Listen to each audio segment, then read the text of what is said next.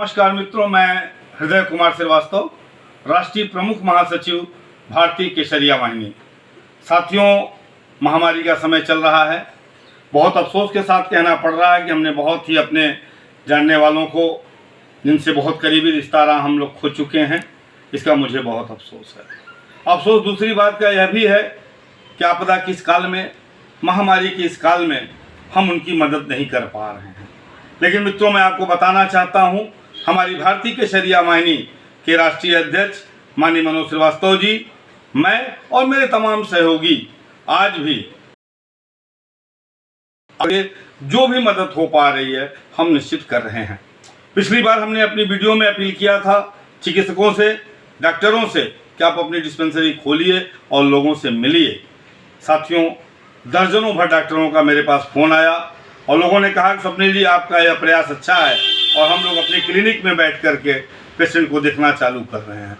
मैं साधुवाद देना चाहता हूं ऐसे लोगों को, बहुत बहुत धन्यवाद देना चाहता हूं ऐसे लोगों को जो इस महामारी में एक बड़ा काम कर रहे हैं, पेशेंट को देख रहे हैं और उनका इलाज कर रहे हैं। मित्रों, कोरोना से डरने की ज़रूरत नहीं है, कोरोना से बचने की ज़रूरत है। प्रयास कीजिए कोरोना आपके दिमाग में न बैठ जाए, क्योंकि अगर दिमाग से आप हार जाते हैं तो ज़िंदगी हार जाएंगे। कोरोना कोई बीमारी नहीं, बल्कि विभिन्न बीमारियों को उत्प्रेरित कर देता है। कोरोना से बचाव के लिए मास्क जरूरी है, हाथ धोते रहिए, एक दूसरे से दूरी बनाए रखिए और अगर बहुत ज़रूरी ना हो तो घर में से न निकलिए। साथियों, मैं आपकी इस वीडियो के माध्यम से मैं लखनऊ पुलिस को बहुत धन्यवाद देना चाहता हूँ कि यह शायद पहली बार है जब महामारी के इस काल में हमारी लखनऊ पुलिस मित्र पुलिस की भूमिका में है। एक भी शिकायत, जैसा कि आप जानते हैं मैं पत्रकार हूँ, मैं संपादक हूँ, हमारे तमाम पत्रकार फील्ड में काम कर रहे हैं, लेकिन एक भी शिकायत ऐसी नहीं आई कि लखनऊ पुलिस ने किसी के साथ ज्यादती किया है। मैं माननीय पुलिस कमिश्नर साहब को, माननीय जिलाधिकारी महोदय को और माननीय मुख्यमंत्री को भी इसके लिए साधुवाद देना चाहता हूँ कि उन्होंने एक अच्छा प्रशासन दिया है। साथियों, यह मेरा वीडियो प्रशासन तक जरूर पहुँचाइएगा, क्योंकि मैं अब जो प्रशासन से अपील करने जा रहा हूँ वो शायद कोरोना की इस लड़ाई में मील का पत्थर साबित होगा। मित्रों, जिस तरह लखनऊ में 110 वार्ड हैं, मैं माननीय जिलाधिकारी महोदय से अपील करूंगा कि सत्ता का विकेंद्रीकरण कीजिए, व्यवस्था का विकेंद्रीकरण कीजिए और हर वार्ड पर एक कमेटी बनाइए जिसमें माननीय सभासद को अध्यक्ष बनाते हुए प्रशासनिक अधिकारियों की एक टीम बनाइए और उस वार्ड के जो लोग बीमार हों उनको चिकित्सा सुविधा उपलब्ध कराने की जिम्मेदारी उस कमेटी को दीजिए। उस वार्ड में जो हॉस्पिटल हों, वहाँ जो बेड हों, वो उन लोगों को उपलब्ध कराइए जो उस वार्ड में हैं। इससे करने से भीड़ नहीं बढ़ेगी। मैं जानता हूँ ये चुनौती का समय है, मैं जानता हूँ इस समय सबको मिलकर काम करने की जरूरत है, लेकिन जब तक व्यवस्था का विकेंद्रीकरण नहीं होगा, माननीय जिलाधिकारी महोदय, भीड़ आप तक बनी रहेगी। आज जिस तरह मुख्य चिकित्सा अधिकारी महोदय पूरे तन मन से लगे हैं, आप लगे हैं, तमाम प्रशासनिक अधिकारी लगे हैं, लेकिन उसके बाद भी सफलता बहुत आंशिक मिल रही है। बड़े अफसोस के साथ कहना पड़ रहा है कि सरकारी आंकड़ों में मौत का दर तो 2% दिखाई देता है, लेकिन जो लोग अपने किसी परिजन को खो देते हैं तो उनका नुकसान तो 100% का होता है। हमारे एक मित्र जो खंड विकास अधिकारी त्रिवेदीगंज थे, हरिवंश प्रसाद जी का आकस्मिक निधन हो गया। कई ऐसे मित्र हैं जिनके साथ हमारे अच्छे संबंध थे, जिनसे हाय हेलो होता था, जिनसे समाचार पूछा जाता था, और जब सुबह उठता हूँ उनके न रहने की खबर मिलती है तो आत्मा झकझोर देती है। हमारा आपका कर्तव्य है कि हम लोग मिल करके इस कोरोना महामारी से लड़ाई लड़ें।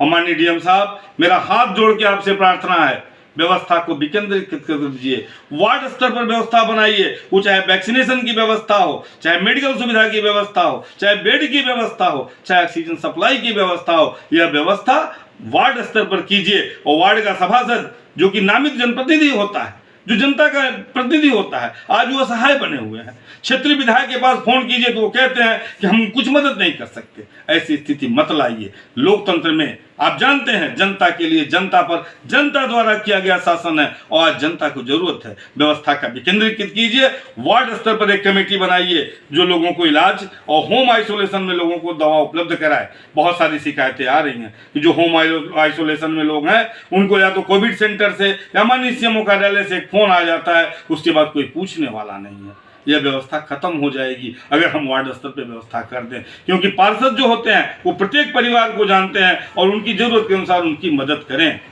साथियों, यह समय है सबको मिलकर आगे बढ़ने का। यह समय है महामारी में हम सबको मिलकर किससे लड़ने का। यह राजनीति का समय नहीं है, राजनीति करने के लिए ढेर सारा समय बचा हुआ है।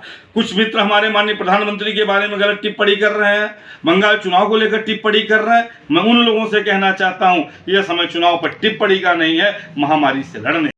एक और अपील मैं जिला प्रशासन से करना चाहता हूं, विभिन्न मोहल्लों में जो छोटे दुकानदार हैं, इन्होंने हर सामान पर रेट बढ़ा दिया है। 5 रुपए के सामान 7 रुपए में बेच रहे हैं, तो सरसों का तेल 190 रुपए तक हो गया।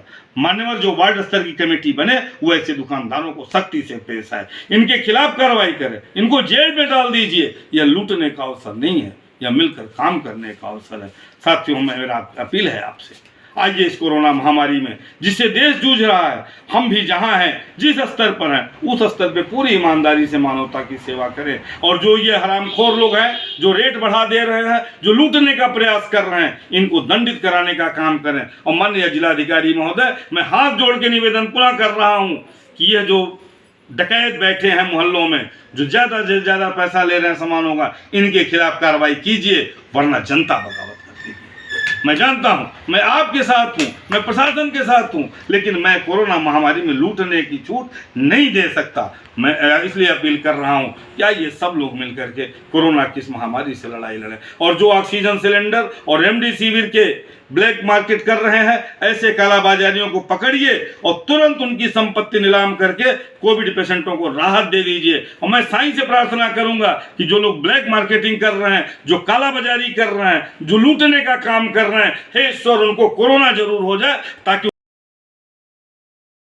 उनको इस विपत्ति की घड़ी में हमें कंधे से कंधा मिलाकर काम करना है। एक बार आइए साथियों, भारतीय केसरिया वाहिनी के हमारे तमाम कार्यकर्ता जो कोरोना वर्कर बन के काम कर रहे हैं, उनके साथ कंधे से कंधा मिलाकर काम कीजिए। हम हमेशा आपके साथ हैं और महामारी में हर कदम पे आप हमें अपने साथ पाएंगे। जय भारत, जय हिंद, जय मातृभूमि।